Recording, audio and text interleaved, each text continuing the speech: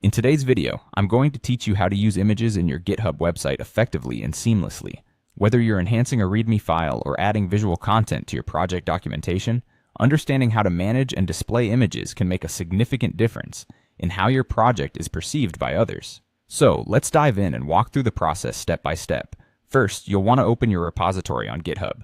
Simply navigate to GitHub in your web browser, and after logging in, locate the particular repository you're working on. If you're not sure, it's essentially the page where all your project files are neatly organized.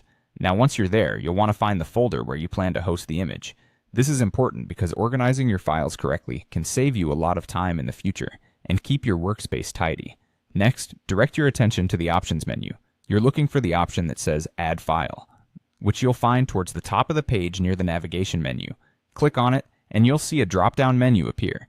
From this menu, select Upload Files. This will prompt a new screen where you'll be able to add your files to the repository. At this point, you have several options for uploading the image. You can drag and drop the image directly from your desktop or folder into the GitHub interface.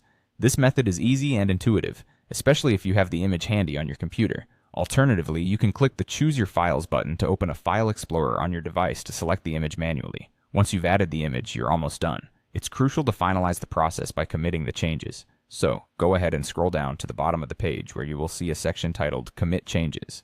Here you can write a brief message describing what you did. Something like added visual content to documentation works perfectly well. This step is important because it allows you to keep track of the changes made over time, making collaboration and project management much more efficient. Finally, click on the green Commit Changes button, and there you go. Your image is now successfully uploaded and integrated into your GitHub repository. As straightforward as these steps are, taking a moment to organize and correctly document your uploads is a skill worth developing. It aids not only you in the long run, but also anyone else who might be collaborating with you or reviewing your work. If you follow these instructions, using images in your GitHub projects should be a breeze.